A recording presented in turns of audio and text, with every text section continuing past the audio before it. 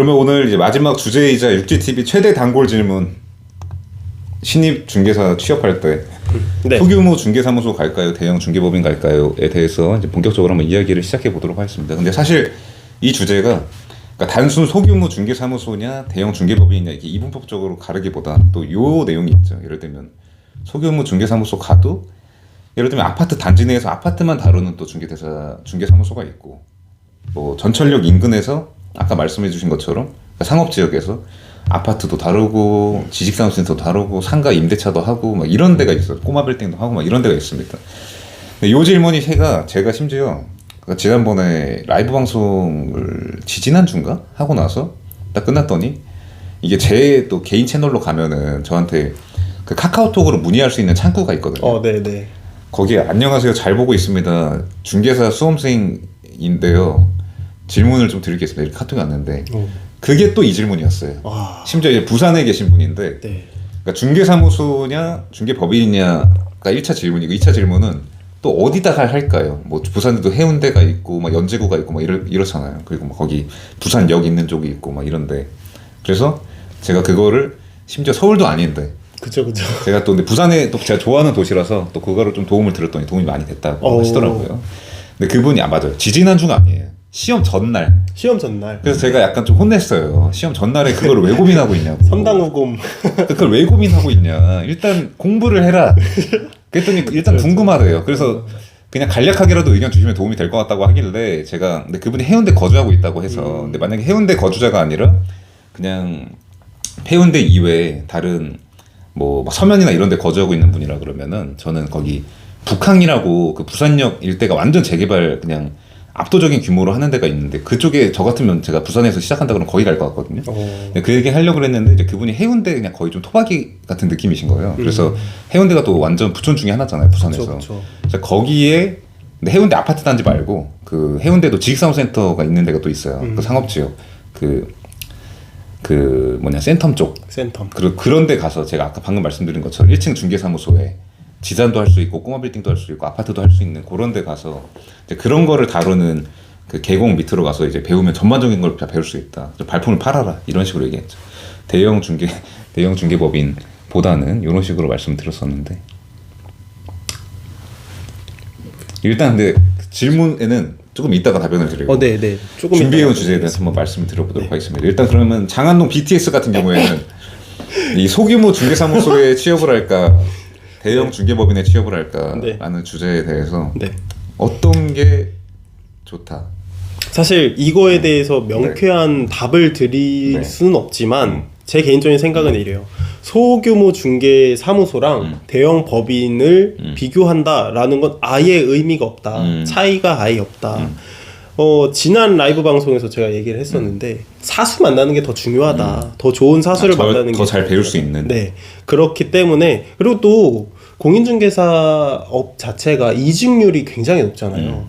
그래서 그거에 대해서 그만두고 막 이런 거에 대해서 부담을 가질 필요가 없을 것 같아요. 좀 한 군데 끈덕지게 앉아 있어라 이렇게 또 말씀드릴 수도 있지만 어쨌든 내가 살아남기 위해서는 여러 사람을 만나보고 여러 경험들을 또 이렇게 모아오는 게 중요하니까 그 과정에서 좋은 사수를 만나기 위해서 그렇게 막 다니다 보면 언젠가 좋은 사수를 만날 수도 있겠죠. 근데 못 만나더라도 그 과정 속에서 배운 것들이 있기 때문에 내가 좋은 사수가 될 수도 있다.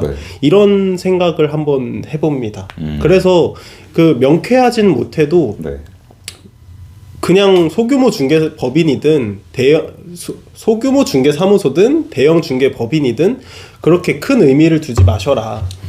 그렇게 말씀드리고 싶고요. 아까 사실 오면서 이거에 대해서 되게 명쾌한 답을 생각해 왔는데 까먹었어요.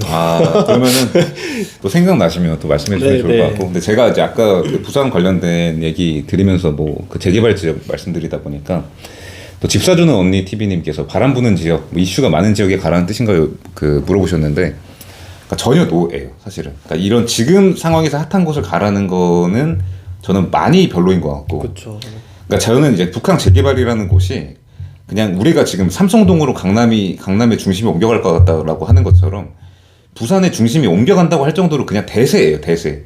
그러니까 이 잠깐 핫한 곳 정도가 아니라 그러니까 앞으로 우리가 지금 신입중개사가 어딘가에 털을 잡아야 된다 그러면은 한 10년을 보고 진짜 배팅을 해야 되는 거죠. 그 지역에. 왜냐면 전문성이 높아지면 높아질수록 당연히 이 중개 영업을 하는데 유리하고 그 곳에서 머물렀던 시간만큼 전문성이 생기는 거 당연하기 때문에. 그래서 예를 들어서 또 저는 지금 성수동에서 이제 중개사무소를 내고 하고 있잖아요. 근데 제가 성수동에 중개사무소를 낸 이유에 대해서 말씀드리면서 간접적으로 지금 이 질문에 대한 답을 드려보자면, 그러니까 저는 사실 중개사라고 하는 직업으로서 할 수 있는 그 우리가 컨택할 수 있는 지역 중에, 그러니까 서울에서 그러니까 성수동이 진짜 그냥 베스트 오브 베스트라고 생각을 했는데 그 이유에 대해서 한번 설명을 해드려보자면, 예를 들면 강남이나 용산 같은 데도 당연히 발전 가능성 많고 10년 배팅할 수도 있는 지역이죠. 하지만 성수동이랑 다른 점이 있어요. 강남에는 일단 재개발이 없죠. 강남에는 재개발이 없어요. 그리고 물론 꼬마 빌딩은 있고 고급 아파트 있죠. 근데 성수동 같은 경우에는 일단 성수 전략 정비구역이라고 하는 우리나라 재개발 탑2라고 하는 지역이 있고, 네. 또 고급 아파트가 있죠. 트리마즈, 아크로솔 프레스트, 그 갤러리아 포레라고 하는 고급 아파트가 이미 있고, 근데 또 재개발이 있는데 그 바로 뒤에 재건축 아파트가 또 있어요. 막 30년, 40년 된 아파트들이 있습니다. 성수동에 재건축이 또 있어요. 그리고 최근에 핫한 것 중에 하나가 꼬마 빌딩 같은 거. 물론 강남에도 있지만 성수동 꼬마 빌딩도 지금 핫합니다. 거의 강남 가격에 지금 막 인접할 정도로 막 따라가고 있고, 그리고 또 이게 소형 프리미엄이 있기 때문에 이런 적은 금액으로 할 수 있는 막 2, 30억으로 할 수 있는 막 이런 꼬마 빌딩 같은 것들이 강남에서 찾아보기 어렵다 보니까 성수동으로 많이 이제 강남 투자자들도 넘어오고 있는 상황이라서, 내가 성수동에 털을 잡고 있는 게 꼭 성수동 수요자들을 타겟으로만 하려는 게 아니라, 그러니까 그 외에 막 강남이나 용산 이런 데서도 성수동을 이제 주목하고 있는 지역인 거죠. 그래서 꼬마 빌딩도 할 수 있고, 또 강남에 없는 것 중에 하나, 강남에 지식산업센터 없죠. 물론 이제 거기 수서역 쪽에 하나 있는데 그건 예외적인 케이스고, 성수동은 그냥 그 지식산업센터 중에서도 그냥 완전 독보적이잖아요. 문정 성수가. 네. 그러니까 지금 시점에서 그 중개사가 할 수 있는 중개작물이 제가 볼 때 다 있는 거예요. 그냥 아예 그 지금 좀 거래량이 많이 일어나고 관심 끌고 있는 중개작물이 다 있다. 오피스텔도 있고, 원룸 당연히 있고, 그러니까 고급 아파트 있고, 재건축 있고, 재개발 있고, 또 뭐 있었죠? 꼬마 빌딩 있고, 상가 있고.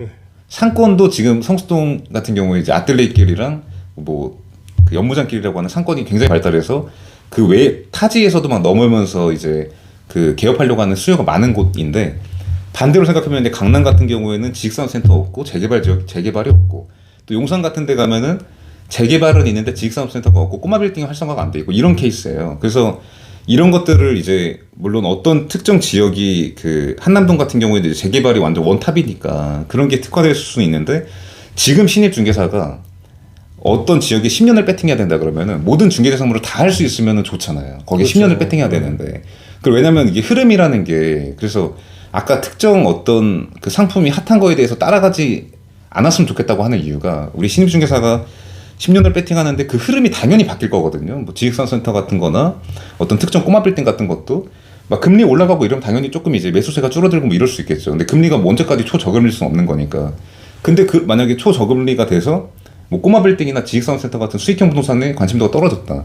그럼 재개발이 있고 또 고급 아파트가 있고 재건축이 있고 막 이런 식으로 이게 가능한 거죠. 그래서 드리고 싶은 말씀이 10년을 배팅할 곳을 가라는 의미였어요. 그 부산에서도 북항 재개발이라고 하는 곳이, 그러니까 재개발이라고 하면 단순히 재개발 뭐 아파트 하는 곳 이게 아니라, 거기는 그냥 완전 대형 업무 지구도 들어오고 대형 상업 시설도 들어오고 아파트도 들어오고 고급 호텔도 들어오고 고급 레지던스도 들어오는 곳이기 때문에, 그런데 제가 만약에 부산에 배팅한다 그러면 거기 배팅할 것 같다. 그러니까 이 시간과 에너지를 신입 중개사라고 하면은 그런 취지에서 10년을 배팅할 곳을 가야 된다라는 의견 강력하게 드리고 싶다라는 말씀드립니다. 그래서 말씀하시죠. 네.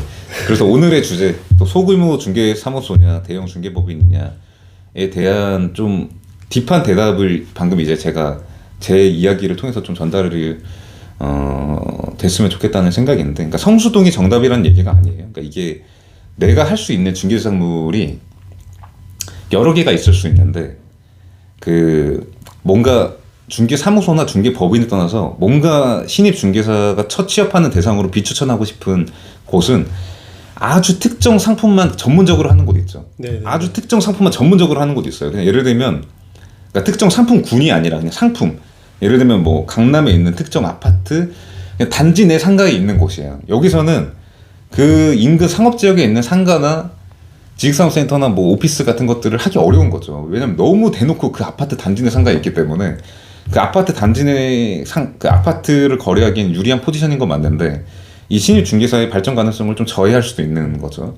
그래서 약간 이 신입 중개사 분들이 첫 취업을 할 때는 이런 주거 지역에 있는 것보다 막 상업 지역 같은 데 가면은 1층 개업 공인중개사든 아니면 뭐 대형 중개법인이든 이런 것들을 전반적으로 다루고 있는 업체가 다 그런 건 아닌데 분명히 존재합니다. 그리고 그 중에서도 이 다양한 중개 대상물로 성과를 내고 있는 이런 업체 또는 계공이 있어요. 근데 그런 분한테 배우면은 여러분들이 좀 만약에 조금 이제 연령대가 사회 경험이 있는 분이라 그러면 사실 그것들에 대해서 배우면은 사실 개업도 금방 할 수 있는 그 상황이 되는 거고 막 이런 거기 때문에 이제 그런 거에 대해서 좀 지향을 해라 이런 말씀드리고.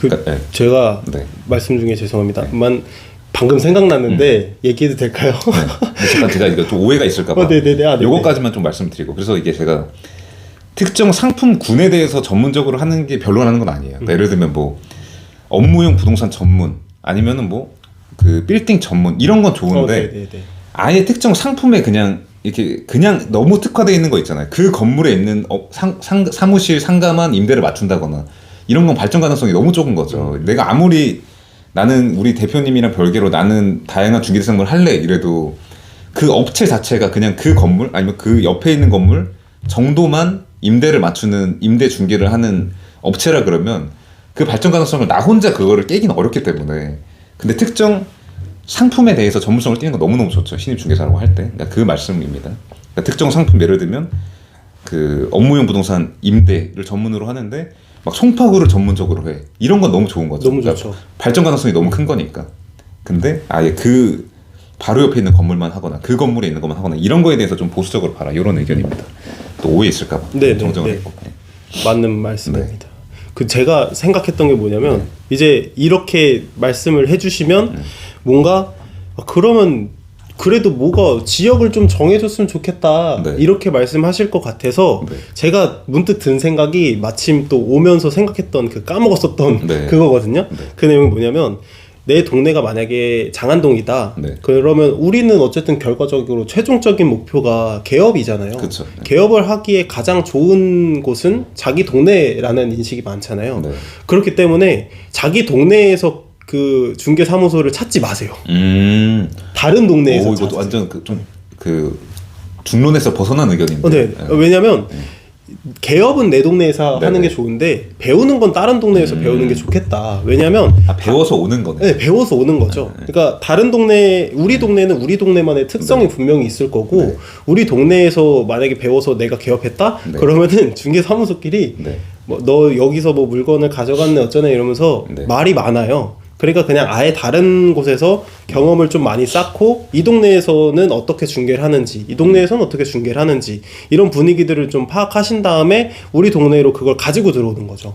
그러면은 이거 다른 기존에 계시던 공인중개사 분들과는 다른 방식으로도 해볼 수도 있고 아니면 기존 공인중개사 분들 하시던 그 방향이 내가 배워온 방향일 수도 있는 거고 그렇게 해서 하시는 게 좋을 것 같고 이렇게 얘기를 한 가장 큰 이유는 사실 제가 동네에서 개업을 했지만 동네에서 일을 배웠어요.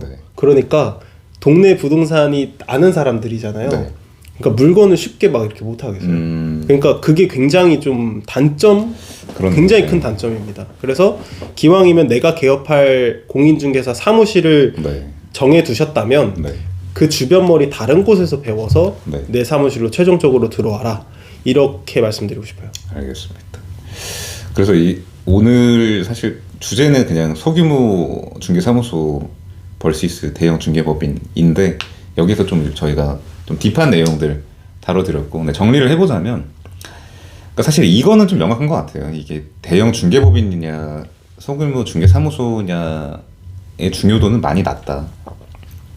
배울 수 있는 곳으로 가는 게 맞는데 근데 이게 또 상황에 따라 그 사람이 처한 뭐 포지션에 그 사람이 포지션에 따라 많이 달라지기 때문에 정답이 없는 거라서 근데 제가 그 부산에 계신 분 방금 또 얼떨결에 그때 제가 무슨 뭐 취업 컨설팅을 약간 한 건데 무료 컨설팅을 했어요. 사실 제 딴에는 근데 그분한테 해드린 거는 그분이 이미 법인 영업을 오래 하고 계신 분이었고 40대셨어요. 그러니까 영업에 대해서는 아는데 이 부동산 플러스 부동산 중개라고 하는 이 분야 또는 업계에 대해서는 전혀 모르는 거죠. 그래서 그분한테 제가 이제 그런 상업지역 중심에 있는 곳에 가서 다양한 중개상무를 잘 하고 있는 계공한테 가서 그런 것들을 흡수해가지고 그 선생님 같은 경우에는 이제 영업에 대해서는 이미 좀 특화가 돼 있기 때문에 법인 영업 같은 경우에는 이제 그거에 대한 프로세스를 익혀서 충분히 개업을 할 수 있다. 근데 물론 이제 그 이제 개공 분한테는 이제 잘 또 얘기를 해야 되는 거죠, 관계를.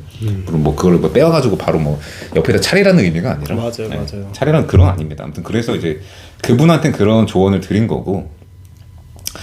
근데 또 다른 상황에 처해 계신 분들, 예를 들면 뭐 이제 당장 생활비를 벌어야 된다거나 이런 분들한테는 이게 물론 다 그러니까 물론 다 미지의 영역이지만 확률적으로 이런 소형 부동산 임대 시장이 그런 거에 대해서 매출의 기복이 좀 적고 공백이 좀 적기 때문에 그런 쪽으로 가는 게 맞을 수 있고, 그러니까 그런 걸 전문적으로 다루는 업체로 가는 게 맞을 수 있고, 근데 나는 한 1년 정도는 수입 없어도 돼, 나는 진짜 10년 배팅할 거를 전문성을 띄고 싶어, 이런 분들은 또 다른 데 갈 수 있고, 이렇기 때문에 세부적으로 들어가면은 이게 많이 다르고 이게 상황에 따라 포지션에 따라 다르다는 말씀 꼭 드리고, 그러니까 정답이 없다 이런 말씀 드립니다. 그래서 어떤 분한테는 소규모 중개사무소가 맞을 수 있고 어떤 분한테 대형 중개법인이 맞을 수 있다.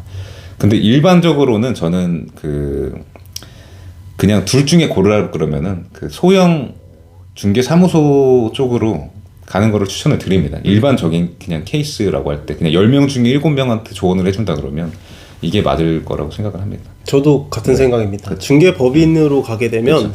어쨌든 체계적으로 배울 수 있는 거는 사실인데 중개법인으로 가면 그 사람들은 좀 많이 옮겨 다니세요. 네. 근데 소형 사무실 분들은 어쨌든 거기에 이제 털을 받고 계시는 분들이기 맞아, 때문에 나중에 도움이 필요하면 또 네. 요청도 할 수 있는 그런 그쵸. 관계가 됩니다. 나중에 최종적으로. 그렇죠. 이게 사실 그러니까 저희가 좀 시간이 지나는데 또 여기서 조금 제가 첨언을 또 이제 우리 또 신입 중개사분들한테 해주고 싶은 얘기가 많아가지고, 그러니까 대형 중개법, 여기서 말하는 대형 중개법인은 그냥 동네 1층에 있는 그냥 중개법이 달고 있는 데를 얘기하는 게 아니에요. 진짜 뭐 강남이나 막 용산, 성동구 같은 데서 진짜 뭐 거의 회사 같은 느낌으로 하고 있는 막 요런 데를 말하는 건데, 그러니까 강남에 많이 있는 거죠. 강남에 진짜 규모가 막 직원 수가 몇백 명 되고 막 이런 데를 말하는 건데, 이제 그런 데를 들어가게 되면은 아까 제가 그 법인 영업 경영이 많은 분한테 이제 대형 중개법인 가지 말라고 했던 이유 중에 가장 컸던 게, 그런 데를 가게 되면 약간 이런 느낌인 거예요. 우리가 호텔 주방에 취업을 하면은 설거지를 뭐 한 1년은 해야 이제 칼 잡을 수 있고 이런 거 있잖아요. 왜냐면 맞아요.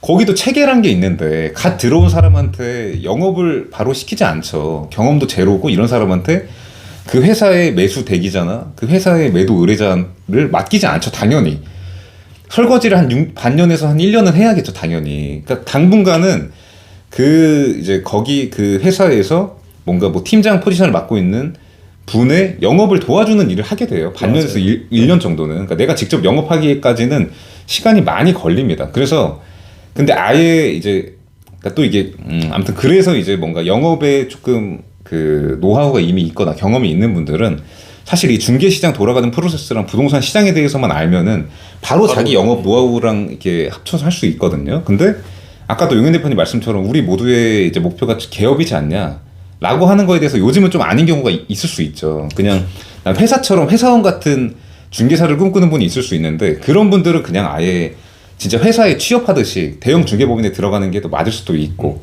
그래서 제가 좀 이제 뭐 이럴 수도 있고 저럴 수도 있고 이런 말씀 드려서 죄송하지만 이제 이런 분들한테는 이제 대형 중개법인이 맞을 수 있는데, 요 점에 대해서는 꼭 알고 들어가야 됩니다. 여러분들이 들어가자마자 여러분들이 진짜 영업을 하기에는 당연히 어려워요. 거기가 나빠서가 아니라 당연히 설거지를 해야 됩니다. 설거지를 한 반년에서 1년 정도는 해야 된다. 요거를 꼭 인지를 하시면 좋을 것 같고, 다음에도 아마 또 장안동 BTS랑 같이 그 좋은 이야기 준비해서 돌아오게 될 것 같은데 다음 주에 뵙도록 하겠습니다. 감사합니다. 감사합니다.